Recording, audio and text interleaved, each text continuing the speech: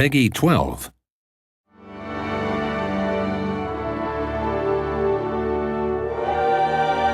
Welcome to the Spain and Inca Civilization DLC pack for Sid Meier's Civilization 5. In this walkthrough, we'll show you two of the new civilizations in this expansion and give you a sneak peek at a new scenario, Conquest of the New World. Dios bendiga a aquellos que lo merezcan. Soy Isabel de Meet España. Queen Isabella. She's back in Civilization 5 to lead the Spanish civilization. Each civilization in Sid Meier's Civilization 5 has a unique ability, and Spain's power is called 7 Cities of Gold. Spain gets a gold bonus for discovering a natural wonder, and this bonus is enhanced if Spain is the first civilization to find it.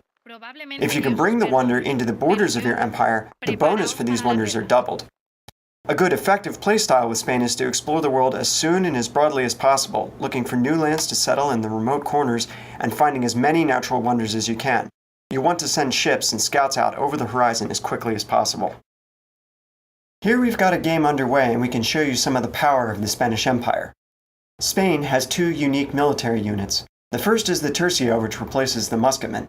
The Tercio has a higher combat strength and gets a substantial bonus against mounted forces. But it's also more expensive to build, so don't plan to overwhelm your enemies with numbers. The Conquistador is Spain's replacement for the Knight.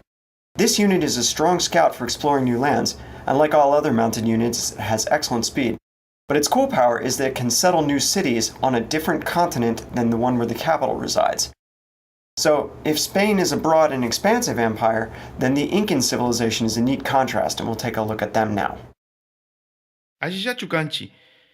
Here's mighty Pachacuti, the Earthshaker. The Incans are a civilization that excels at creating impenetrable mountain enclaves. The Great Andean Road ability lets their units ignore terrain costs when moving into any tile with a hill. Also, they don't pay any maintenance costs for improvements in hills, and their tile improvements elsewhere only cost half as much. Terrain that would stop other units or slow a city's growth to a crawl is nothing to the Inca. This is the kind of map where the Inca excel, one with lots of hills and mountains where a player can tuck up and use his unique units and unique tile improvement to his best ability. The Incan unique unit is the Slinger, and this replaces the ancient era Archer. A strong, early game ranged unit with fast movement on hills can be quite a headache for anyone who tries to take your cities without your permission, but you have to be careful. The Slinger is even more fragile in melee than a normal Archer. If enemies do close with it, it does have a promotion that gives it a chance to escape before the melee attack can occur, so you can run away and fight another day. The Incans also get a unique tile improvement, the Terrace Farm. A terrace farm yields a food just like a regular farm, but it also gets extra food from each nearby mountain tile. This means your farms built near mountains can be almost as productive as farms built on the most fertile river valley tiles in the game. Your cities will grow faster than any other civilizations would be able to in this kind of terrain, and if you tuck up a terrace farm surrounded by mountains, it can produce a really huge amount of food. And it looks very cool too. So you can see that between the mountains that protect us and give us food, and our Slinger unit to defend our borders, we're ready to build the Incan civilization as a citadel, from where we can pursue our victory without being bothered by the rest of the world. These two civilizations and 4 civs from Civilization 5 come together in a special scenario with this DLC called Conquest of the New World. You'll be able to play as either a European or native power.